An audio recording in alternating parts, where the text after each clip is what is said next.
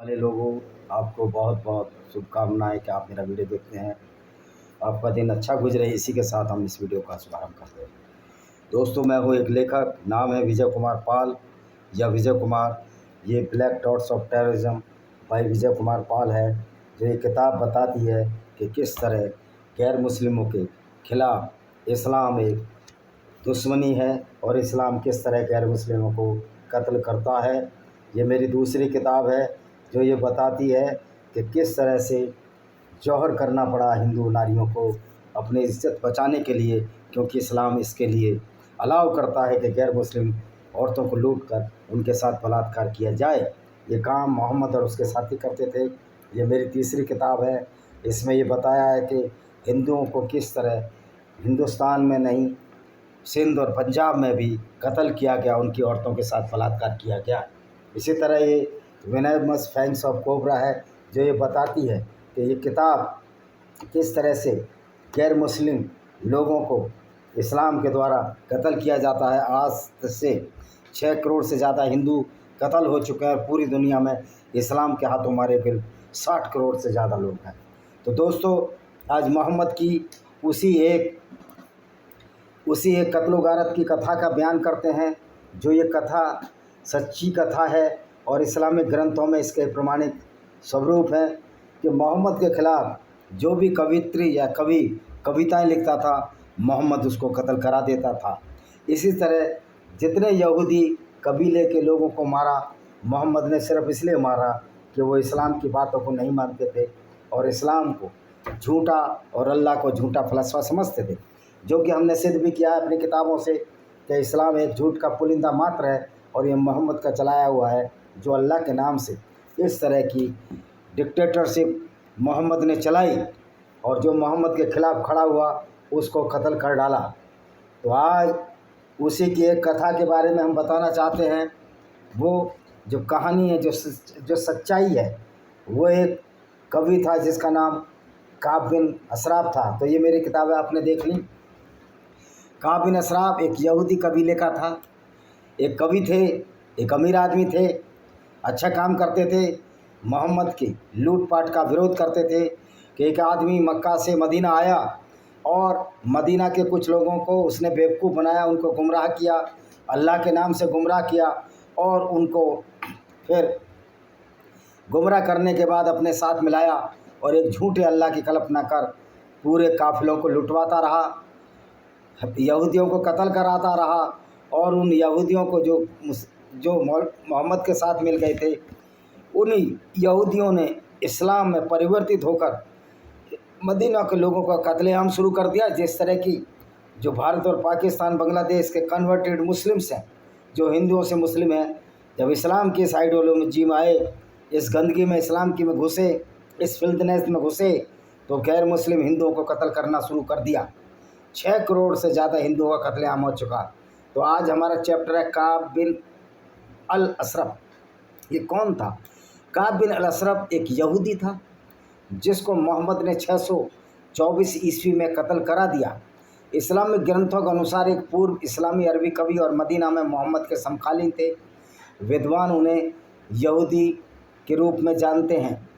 उनका जो जन्म हुआ था यथरीब हुआ था, जो कि हिजाज में, जो अरब में आता, और यथरीब आज मदीना को कहते हैं। 624 में इनको मदीना में कत्ल कर दिया गया। मोहम्मद के आदेश के द्वारा मोहम्मद इब्न मसलमा द्वारा हत्या कर दी गई। अब ये हत्या क्यों हुई? क्योंकि वो मोहम्मद के ख़िलाफ़ कविताएं लिखते थे, मोहम्मद की लूटपाट की शैली से वो परेशान थे। और इस तरह से जब वो कविताएं लिखते थे तो मोहम्मद का पोल खुलती थी कि मोहम्मद एक कोई नबी वबी नहीं है। वो कहते थे वो एक लुटेरा है जो यहाँ मक्का से आया है मदीना में और पूरी दुनिया में इस्लामिक गुंडागर्दी को अल्लाह के नाम पर अंजाम दे रहा है, जिससे बहुत सारे यहूदियों की हत्याएँ हो रही हैं। तो काब का जो जन्म था अरब के तैये कबीले के पिता और यहूदी बनु नादिर कबीले की माँ से हुआ था। उनके पिता की मृत्यु जल्दी हो जाने के कारण काब का पालन पोषण उनकी माँ के परिवार और उनके धर्म में हुआ, यानी यहूदी थे। उसे अपनी माँ के कबीले का सदस्य माना जाता था, जिसमें वे प्रमुख व्यक्तियों में से एक थे। काब को मारने का आदेश कई हदीसों में वर्णित है, और क्यों वर्णित है मैंने तुम्हें बता ही दिया। मोहम्मद ने अपने साथियों को स्पष्ट कर दिया कि वह काब से निपटना चाहते हैं, और कहा कौन काब बिन अल अशरफ से निपटना चाहेगा, जिसने अल्लाह और उसके रसूल को नाराज़ कर दिया। मोहम्मद बिन मसलामा ने स्वेच्छा से मदद की, और काब के पालक भाई अबू नैला सहित कई अन्य लोगों ने उसकी सहायता की। इब्न मसलामा इस बात से चिंतित थे इस हत्या में काब से झूठ बोलना शामिल होगा, लेकिन मोहम्मद ने उनको ऐसा करने की छूट दी। वे देर रात टहलने के लिए गए और उनकी हत्या कर दी।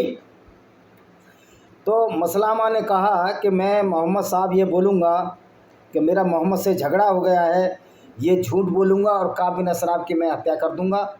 और काब के जो पालक भाई थे, जो पालन अबू नैला को भी साथ मिला दिया। तो मोहम्मद ने कहा कि झूठ बोलना कोई अपराध नहीं है, अगर काफिरों को कत्ल कर दिया जाए तो झूठ बोलना का अपराध नहीं है। तो अब साबित हो गया कि इस्लाम के सारे मौलाना झूठ बोलते हैं, क्योंकि इस्लाम में झूठ बोलने की कोई मनाही नहीं है। कई लेखकों ने काब को हानिकारक कृत्यों यानी मोहम्मद का मजाक उड़ाने, क्या मजाक उड़ाता है वो, हानिकारक कृत्य क्या है? अगर कोई हानिकारक कृत्य है दोस्तों, तो मोहम्मद की आइडियोलॉजी है, इस्लाम की विचारधारा है, वो ज़्यादा खतरनाक है या इस्लाम की सच्चाई बताना ज़्यादा खतरनाक है?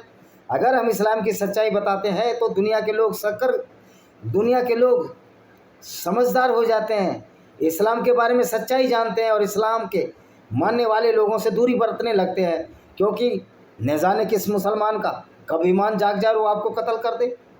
तो इसमें वो क्या गलत कर रहे थे? अगर वो कह रहे थे कि मोहम्मद काफिले लूटते हैं, तो जो उनकी कविताएं थी मोहम्मद की लूट के बाद लिखी जाती थी, ना कि मोहम्मद की लूट से पहले। उनकी जितनी भी कविताएं हैं, जब मोहम्मद ने लूटपाट की, लोगों को कत्ल किया, उन्होंने कविता लिख दी। ये तो एक कवि का काम है, ये पत्रकार का भी काम है सच्चाई सामने लाए।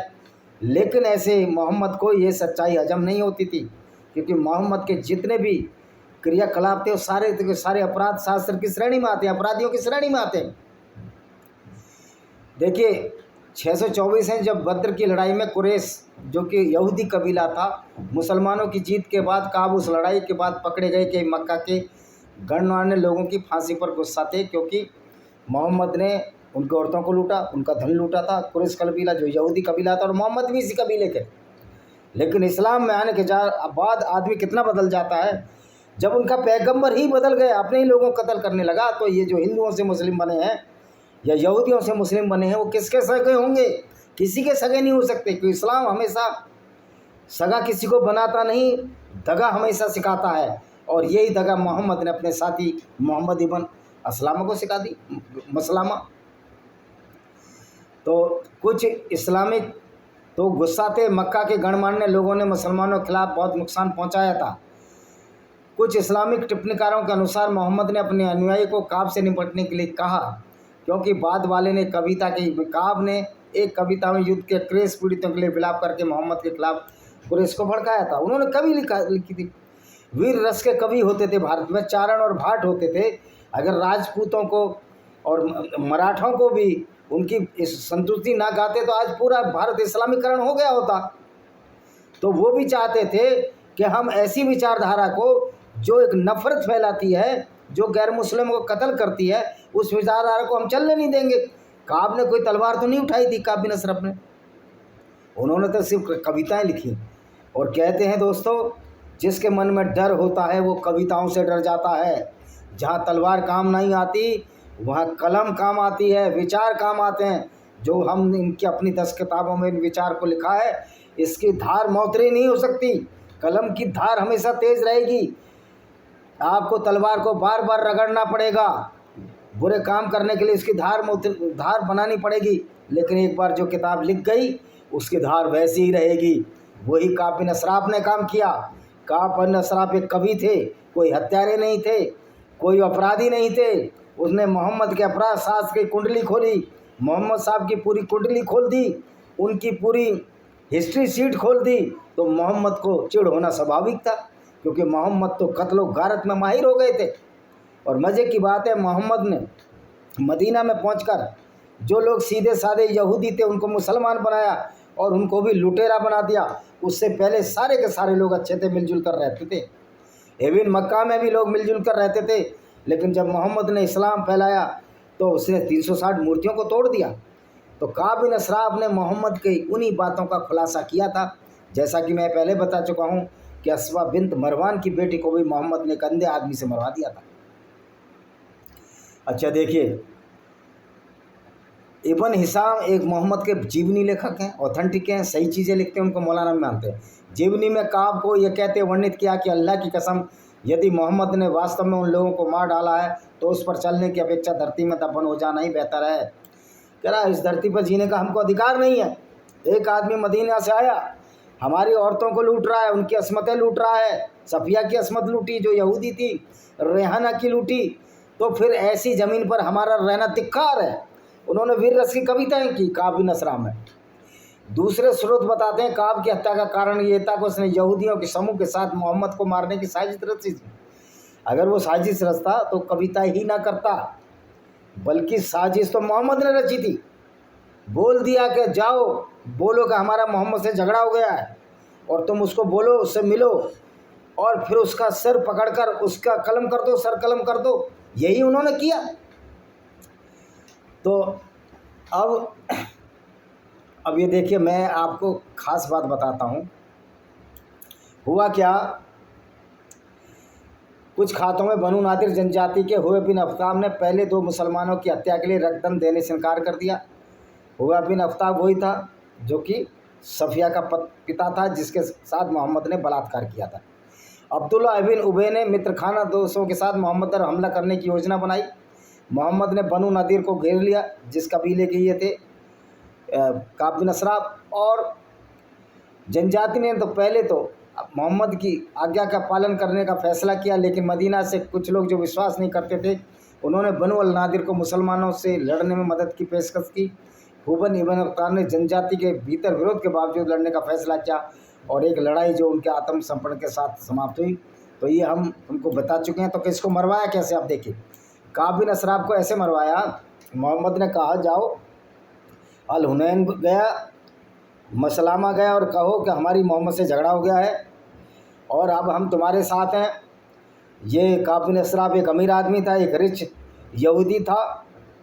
वो वहाँ गए, उस काब बिन असराब से मिले। उनकी पत्नी ने बोला काब बिन असराब की ने कि मोहम्मद के भेजे हुए आदमी हैं, मुझे ना मोहम्मद की सीरत पर भरोसा नहीं है, मोहम्मद की आदतों पर भरोसा नहीं है, क्योंकि मोहम्मद एक ऐसा व्यक्ति है जो धोखे से मरवाता है, मत जाइए। लेकिन काब बिन असराब ने कहा ऐसा कुछ नहीं है, वो हमसे मिलने आए हैं और हम उनसे मिलेंगे। काब बिन असराब बहुत खूबसूरत कपड़े, सुंदर कपड़े पहन कर आया, उसके बालों में तेल लगा हुआ था खुशबूदार।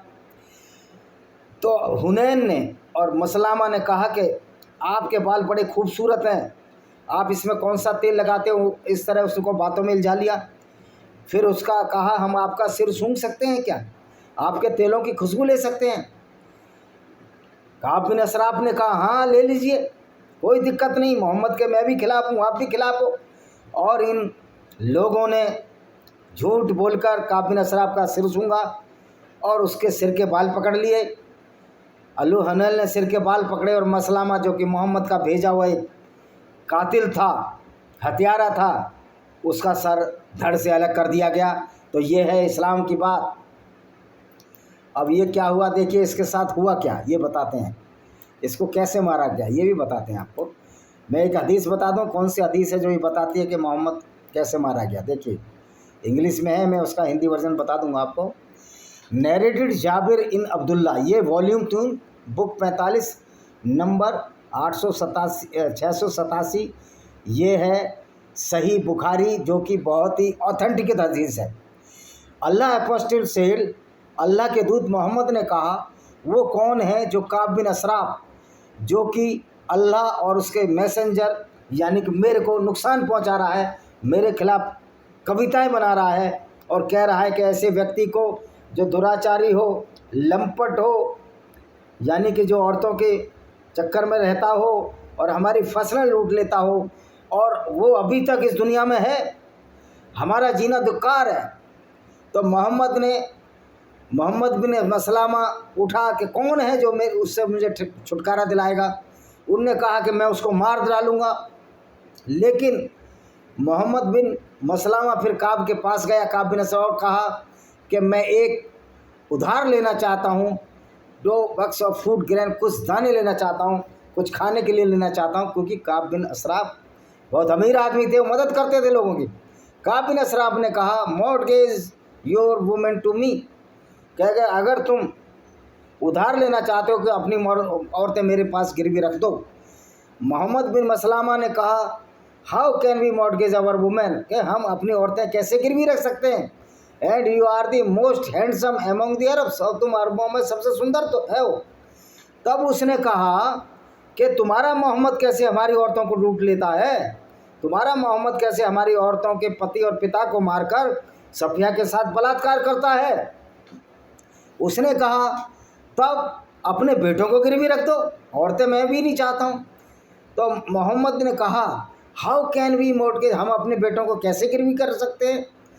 तो सारे पीपल हमको गाली देंगे कि तुमने अपने बेटों को 2 टाइम के दानों के लिए गिरवी रख दिया, ये हमारे लिए शर्म की बात होगी।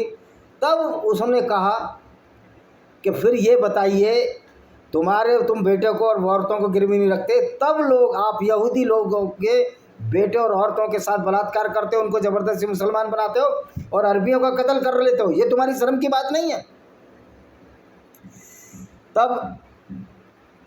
तब वो बोले मुसलमान, but we will mortgage to our arms to you, हम आपको अपने हथियार देते हैं। So Muhammad bin Maslama promised that he would come to his next time, तब मोहम्मद बिन मसलामा ने बोला कि मैं दोबारा फिर आऊँगा।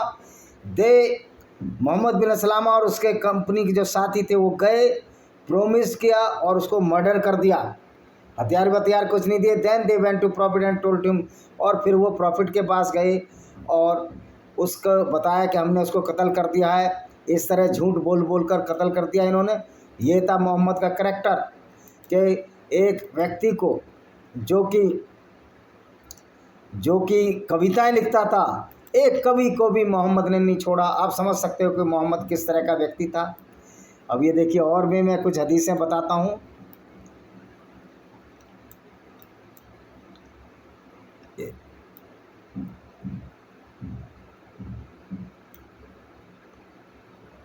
आइए,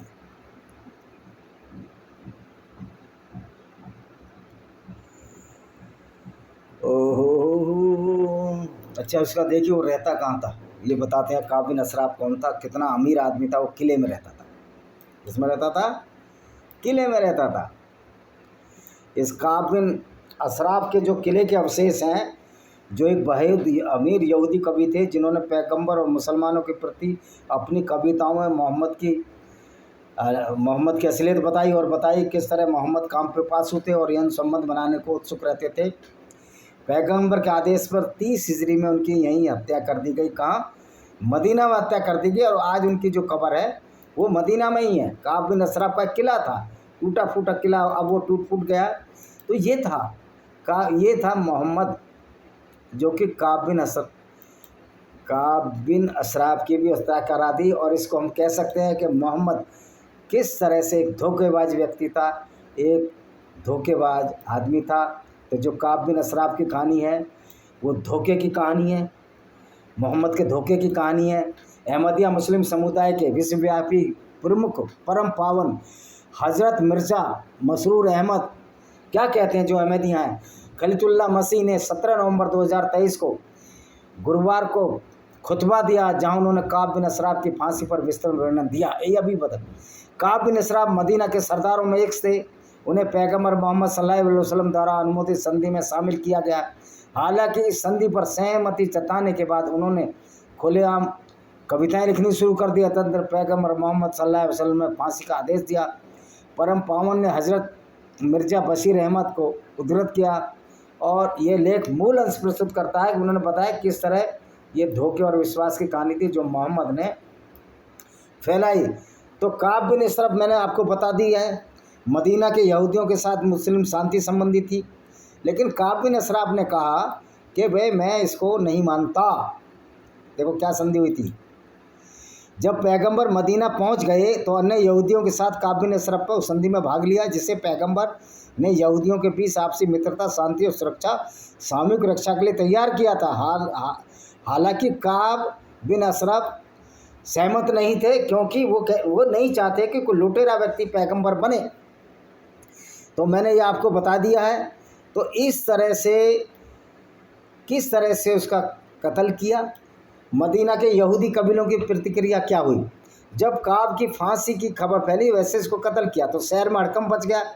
यहूदी लोग बिल्कुल बेहद गुस्से में थे।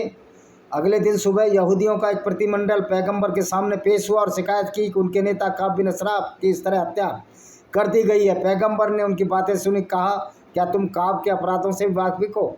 फिर पैगंबर ने उन सभी कविताओं की याद दिलाई जिसमें काब दोषी था, और इस तरह से मोहम्मद ने काब बिन असराफ को फांसी की सज़ा दे दी और काब बिन असराफ को मारने के लिए झूठ बोला था कि मोहम्मद, ये तुम्हारी हदीसों में है। तो ये जो इस्लाम के लोग हैं, जो अहमदिया मुस्लिम हैं, ये भी उस पैगंबर को बचाने की कोशिश करते हैं, जबकि अहमदियाओं के साथ अहमदियाओं की ऐसी तैसी कर रखी है मुसलमानों ने। पाकिस्तान में अहमदियाओं को मुस्लिम नहीं माना जाता, पता नहीं किस वजह से ये लोग अपने आप को मुसलमान कहते हैं। ये बड़ा शर्म का विषय है। अहमदियाओं को कत्ल किया जा रहा है, रोज़ उनकी मस्जिदें गिराई जा रही हैं, लेकिन फिर भी काब बिन असराफ को दोषी बनाते हैं। तो इस तरह की मूर्खतापूर्ण बात ये जो करते हैं, ये अहमदिया उनको मुसलमान नहीं मानते, उनके पासपोर्ट पर लिखा है मुस्लिम नहीं है। भाई तुमको मुसलमान नहीं मानते तो तुम ऐसे पैगंबर को क्यों मान रहे हो जो धोखा देकर यहूदियों की कवियों को मरवाया। तो इस तरह का ये पैगंबर था जो औरतों को मरवा देता था, आदमियों को भी कत्ल कराया जाता था, औरतों को भी बाज़ारों में बेच देता था। और काब बिन असराफ के साथ भी यही हुआ, उसको धोखे से मरवाया। अब ये बताइए, ये लोगों को धोखे से मरवाते रहेंगे और दूसरे लोग इनको छोड़ देंगे, ऐसा तो नहीं हो सकता ना। देखिए फिर कर्म तो सामने आएगा ही। जब काब बिन असराफ को मार दिया तो आज मोहम्मद के करैक्टर की वानगी आपके सामने आ गई। अगर काब बिन असराफ को नहीं मारा जाता और मोहम्मद अच्छे काम करते तो हो सकता है कि मोहम्मद की कोई बुराई ना करता, लेकिन चूंकि मोहम्मद ने अपने नीच स्वार्थों के लिए यहूदियों को कत्ल किया, उनके लोगों को मारा, उनकी औरतों के साथ बलात्कार किया, तो ये काब बिन असराफ का ये भी फ़र्ज़ नहीं है कि वो अपनी यहूदी कबीले के लिए, अपने लोगों के लिए कविताएं लिखें। और तो काब बिन असराफ को ये कहते हैं उन्होंने समझौते का उल्लंघन किया था। एक बात बताओ, वो मूर्ख थे यहूदी जो मोहम्मद से समझौता करते थे। मैं तो कहता हूँ आज अगर कोई मुस्लिम देश इस्लामिक देशों से समझौता करता है इस शर्त पर कि मुसलमान तुम्हारे देश में आएंगे, शरणार्थी के तौर पर बच्चे बनाएंगे और उसके बाद इस्लाम फैलाएंगे और तुमको कत्ल करेंगे, तुम्हारी औरतों को कत्ल करेंगे। ये तो ऐसा ही हुआ कि मुसलमान किसी ईसाई कंट्री में जाएं, किसी यूरोपियन देश में जाएं और वहाँ शरिया फैलाएं, उनकी औरतों को लूट कर ले जाएं और फिर उसके साथ बलात्कार करें और फिर कहते हैं अल्लाह के नाम पर सब ठीक है। 20वां हिस्सा जो लूट का ईसाइयों से लूटा वो ईसाई वहाँ मुसलमान रख लें। तो यही काम तो मोहम्मद करता था, तो कोई क्या बर्दाश्त करेगा? क्या काब बिन असराफ इसको बर्दाश्त कर सकते थे कि उनके सामने उनकी औरतों की, यहूदी औरतों की इज्जत लूटी जाए, उनके लोगों को कत्ल किया जाए, उनके कबीलों को मारा जाए? तो उस काब बिन असराफ ने तो कुछ भी गलत नहीं किया था। तो दोस्तों ये थी आज की स्टोरी कि मोहम्मद ने किस तरह धोखे से काब बिन असराफ को मरवा दिया। और मौलाना तो इसमें गोल गोल जलेबियाँ घुमाकर बताएंगे नहीं नहीं उसने संधि भंग की थी। हिंदुओं ने कौन सी संधि भंग की थी, पारसियों ने कौन सी संधि भंग की थी? तो कहीं भी इसका विवरण मिलता है? मोहम्मद ने संधि भंग की, मोहम्मद हमेशा अटैक किए, सारी संधि मोहम्मद भंग करता था। जब उसको औरतों की उसकी काम वासना जागती थी तो सफिया, फिर रेहाना, जुहैरिया, 30 मलिकाएँ रखता था, रखेल रखता था और मुसलमानों को भी कह देता था जो मर्जी छांट लो। और कई बार तो मुस्लिम सेनाएं वही खेतों में उनके साथ बलात्कार करने लगती थी। अब वो आदमी जो 9 साल की उम्र में 9 साल की आयशा से शादी करके 55 साल की उम्र में उसके साथ इंटरकोर्स करे, उससे गिरी हुई निशा की प्रवृत्ति क्या होती है? जो कहते हैं कि मौलाना कहते हैं इक्वेटर के पास है सऊदी अरब। सऊदी अरब कौन सा इक्वेटर के पास है? उससे ज़्यादा इक्वेटर के पास तो भारत का साउथ इंडिया है। वो कहते हैं इक्वेटर के पास है, गर्मी है, जवान हो जाती थी औरतें। तो साउथ इंडिया के लोग तो ऐसा नहीं करते थे। इक्वेटर मतलब मौलाना को कोई अकल भी नहीं है इक्वेटर किधर है। भूमध्य रेखा के पास तो हमारा कन्याकुमारी है। सऊदी अरब तो बहुत ऊपर है, आप देख लीजिए नक्शे में, वो तो गुजरात के आसपास है, वो तो कर्क रेखा के आसपास है। तो इसी के साथ मैं इस वीडियो को विराम देता हूँ। वंदे मातरम, जय हिंद, आपका दिन शुभ हो।